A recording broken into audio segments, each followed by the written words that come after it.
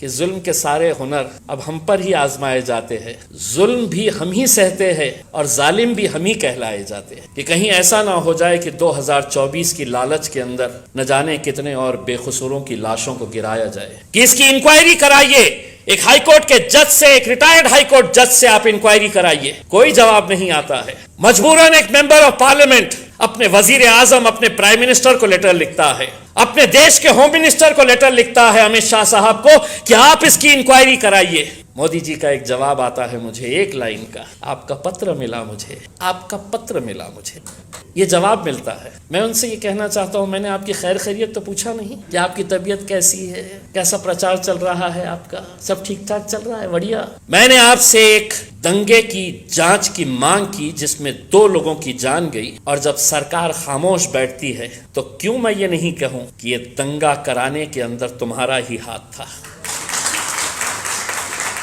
वरना कराओ, अगर है हिम्मत तो कराओ।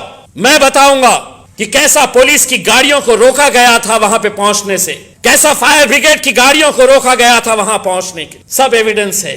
जानते हैं इसके चक्कर में पड़ो मत। 24 साल पत्रकार था, पुराना हिसाब किताब निकाल देगा तो अपनी वाट लग जाएगी, तो इसलिए खामोश ही बैठ जाओ। भरी महफिलों के अंदर कभी हमें निशाना बना रहे, कभी आपको निशाना बना रहे, कभी दलितों को, कभी बुद्धिस्ट को, कभी क्रिश्चियंस को, कभी मुसलमानों को। मुसलमान तो फेवरेट ही है, खैर हमारे बगैर तो खाना ही हजम नहीं होता है जब तक हमें गालियां नहीं देंगे।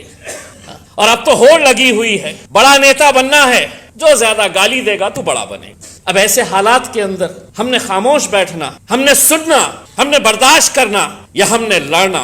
मुझे नहीं मालूम कि आपका एजेंडा क्या कहता है। मेरा एजेंडा यह कहता है कि मैं जब तक इस मुल्क के अंदर हूं अपने अधिकार के लिए लड़ता रहूंगा, मैं आवाज उठाता रहूंगा।